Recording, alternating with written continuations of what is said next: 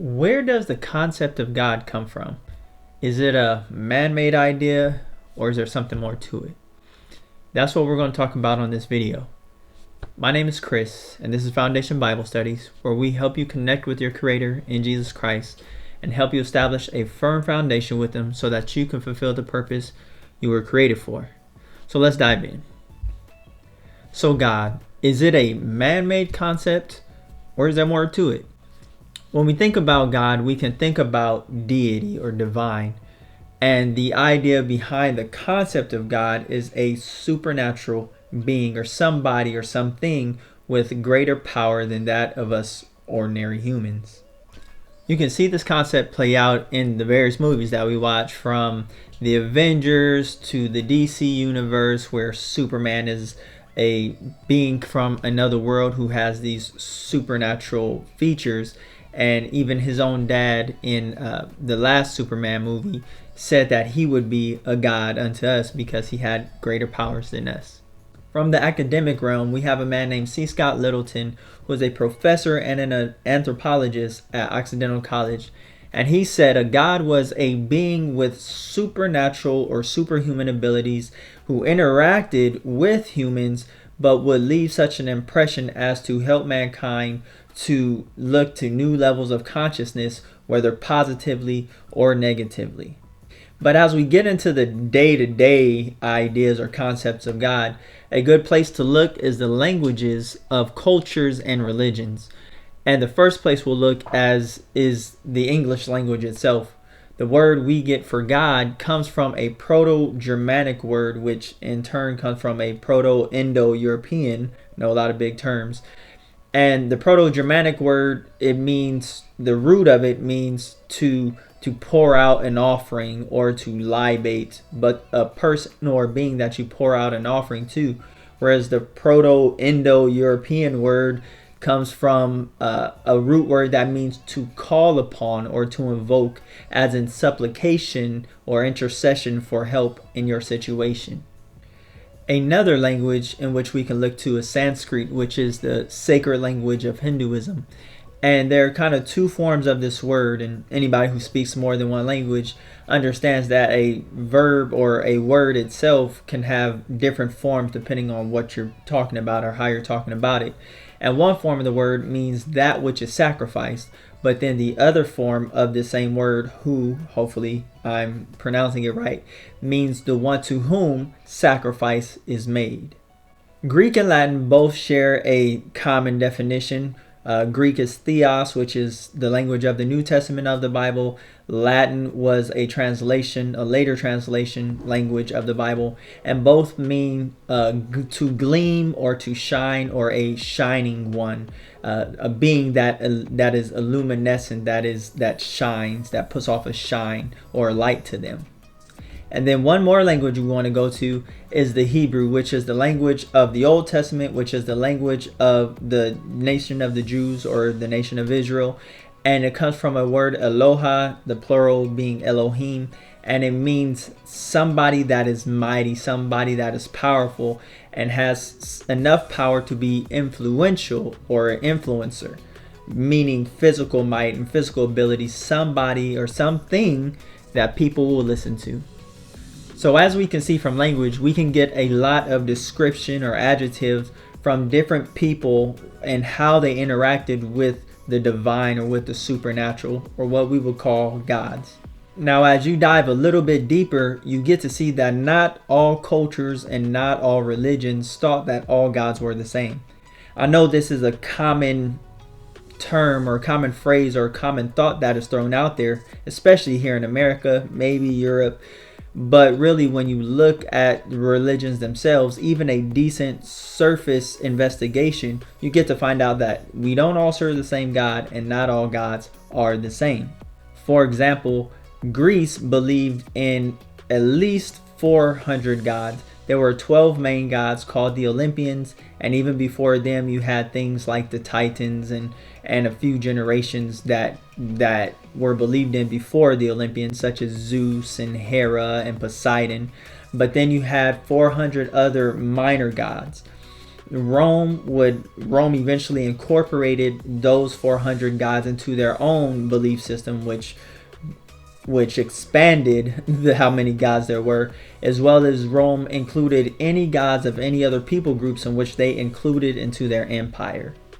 Egypt had as many as 2,000 gods, and including the main ones that we're aware of, such as Ra, Osiris, and Isis. When you go just a bit further and you look at things like Shintoism has as many as 8,000 gods or supernatural beings that they believe in or believe that exist or maybe even experienced. And then you get to religions such as Hinduism, which has as many as 33 million gods. Now, this is not a critique of how many gods a religion has. This is purely informational, just so we can see what the idea or the concept of God is in any religion or any culture. Now, one thing that we can see when you look at and you get to dig a bit deeper into all these different religions and belief systems is that usually there is some type of narrative or some type of story where the human or the natural interacts with the supernatural. And that goes back to C. Scott Littleton's idea or definition of a supernatural being or a god. But when you look at such books such as the Greek writings of Hesiod, which was the story of how the Greek gods came into being, or latest stories such as the Iliad, which clearly shows the interaction between the human and superhuman or natural and supernatural, you get to see that people both believed as well as knew that you could interact with the supernatural. And then you have stories such as in the Quran where Muhammad, he is interacting or he interacts with the angel Gabriel and he is given the Quran. Now, this is interesting because when we get to the Holy Bible, whether Old Testament or Old Testament and New Testament, a lot of times people criticize the Bible for being a story of myths and legends and made up stories. But really, the thing is that the Bible in and of itself has the same types of stories where the natural interacts with the supernatural. One thing you find that is pretty much common amongst all writings that detail their gods in detail is that they all have different personalities, they all have different likes and dislikes, they all have preferences of worship, what you can offer to that deity in regards to an offering of thanksgiving or peace offering if they have been wronged or they felt they have wronged that deity, or that deity has told them or has indicated that they have been wronged. In one story, such as in the Iliad, you have the Greek god Apollo, and he has a temple in a specific city, and he has a priest that is wholeheartedly dedicated to him. And the Greeks, they come as they are going to try to take down the city of Troy, and they take the main priest's daughter away from him, and she becomes the property of King Agamemnon. The priest of Apollo from this specific city, Chrysis, he then beseeches or petitions or invokes or calls upon, as we talked about at the beginning of the video, Apollo, and asks Apollo if he would get or take revenge upon Agamemnon and the Greeks for taking his daughter, and uses his past history of devotion to Apollo as grounds for Apollo to exact revenge. So as the story goes on, you see that Apollo in the supernatural realm begins to attack the Greeks, and he uses things like plagues, he uses things like tearing down their defenses and allowing the Trojans to overcome them in battle. And so we get to see how the supernatural interacts with the natural, as well as how the natural can invoke or call upon the supernatural for help.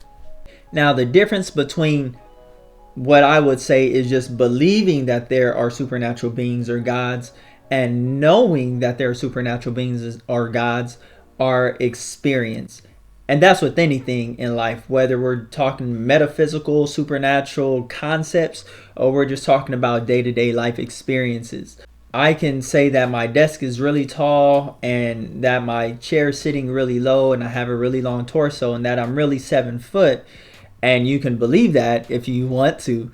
But the experience with me, as hopefully some may know, is that I'm really below average height. And so believing something because somebody tells you and knowing something are two different experiences. And really, the argument of just believing really has nothing on the argument of knowing from experience.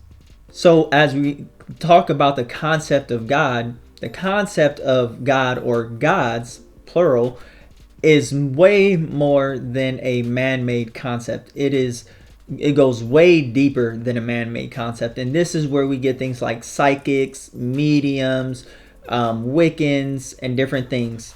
Not a critique, just information. And these are the beings that these individuals and these groups interact with. And this is why so many people are drawn to them, because they want so much more than just tradition. They want so much more. They want to interact with something so much more than themselves, because this life can be very daunting, challenging, and very upsetting and downright depressive at times. So as we take those concepts and we take those ideas of these experiences and these concepts of the one that you invoke or call upon for help, or the one you bring a sacrifice or offering to, we can look to the Bible and see exactly what is going on, and we have a much better idea of what we're reading about. Within the pages of the Bible or the Holy Scriptures, we find that there is natural and supernatural interaction, human and divine interaction, and we find these in regards to the messengers of the God of Israel, which eventually becomes, or supposed to become, the God of the church. The nation of Israel inherits its devotion to their God from their forefather Abraham, which you find in Genesis around chapter 12, 13, where he is first introduced as his original name, Abram. And he devotes himself to this supernatural being that reveals himself to Abram and begins to direct him in a different path from the ways of his forefathers, which worshipped multiple gods or were devoted to multiple divine beings. As you continue and you read through the pages of Scripture, you find where Abram, later called Abraham, he interacts both with his divine being that he is devoted to, or his God, as well as the angels or messengers of his God that work under his God. In the long run of things, that same God comes down as what we know, or who we know as Jesus Christ or the Messiah. You can check out one of my other videos on who Jesus is. He comes down and he establishes a whole new community or whole new nation in order to reach all the nations of the world. Now, unfortunately, many times tradition within the church as a whole, no matter what the denomination, hinders us from interacting with the divine or with the supernatural, because, as I said, each and every divine being has preferences of worship. They have preferences of offering.